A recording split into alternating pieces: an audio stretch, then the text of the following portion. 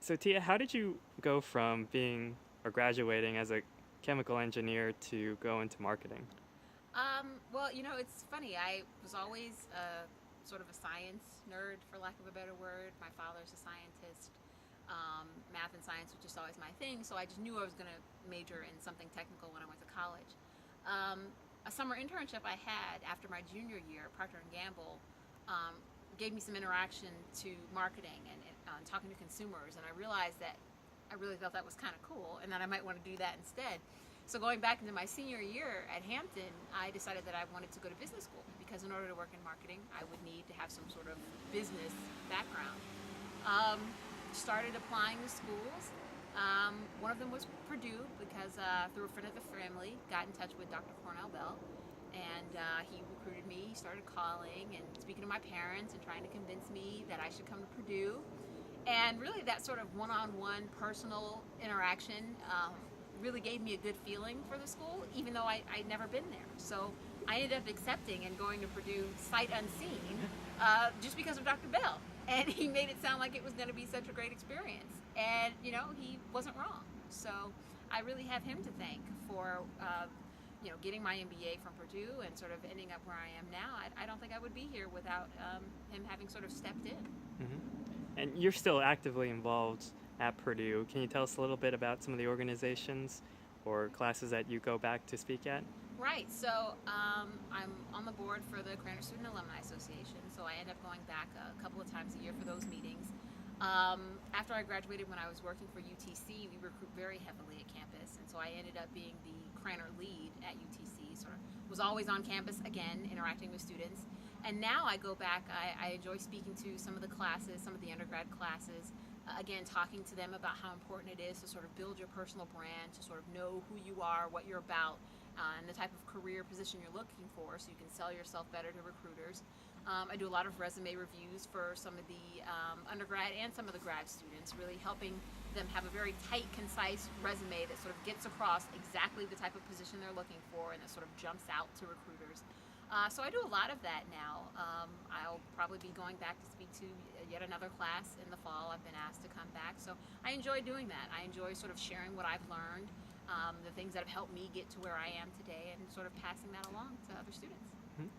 Are there any positive or negative experiences you've had during your times recruiting students in general? Yeah, there's some. It's funny. There are some students who are just shy.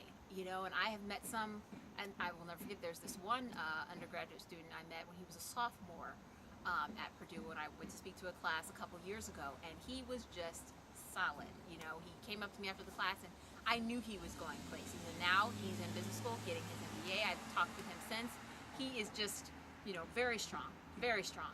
I've interacted with some students who sort of, they come up to you and they just stay in your face and they pester you. And sometimes that can be good because they're showing how determined and how passionate they are. And it's worked out for them where, I've ended up getting them internships. There are other students who've come up to me and really not had it together. They sort of came to me, I think, looking for me to tell them what it is that they should do, sort of giving me a resume. And when I asked them to tell me, what is it you're looking for, what is it you're hoping to do, and they couldn't give me an answer. They said, well, I don't really know. I don't really know what I want to do. I don't really know what to do with my resume. And that's not something you want to say to a recruiter. You always want to come across as buttoned up and polished because we're looking for the best of the best. And if you come across as you don't have your act together, no one's going to want to hire you. So my advice to you is if you're not sure what it is you want to do or what it is you're looking for, don't ask a recruiter to tell you. Go ask someone in career services or a professor or someone like that to help you get your story together so that when you're going in front of these companies, you know exactly what it is you're talking about. Hmm? Did you have any mentors during your time at Purdue? Someone that made a difference during your time there? You mentioned, of course, Dr. Dr. Bell. Bell, yeah.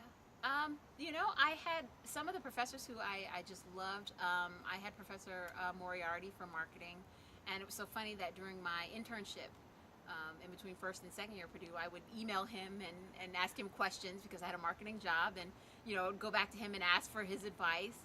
But other people who I just really enjoyed interacting with a lot.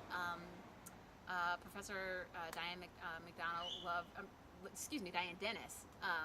Loved interacting with her a lot and talking with her. So those are probably the main ones who I would say I spent the bulk of my time talking to.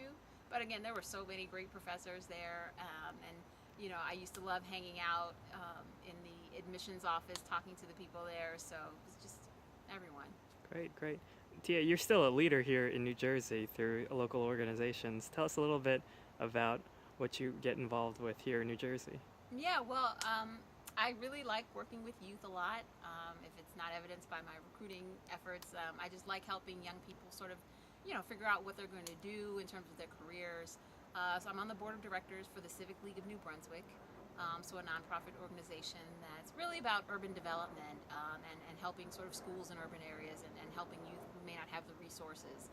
I'm about to get involved with another organization called Citizen Schools here in Newark. It works with middle school age children in terms of getting them interested in careers in science, technology, engineering, and math. So those are two of the bigger organizations that I'm involved with here. All right. Well, Tia Cummings, Assistant Product Director at Johnson & Johnson, thanks for your time. Thanks. Thanks.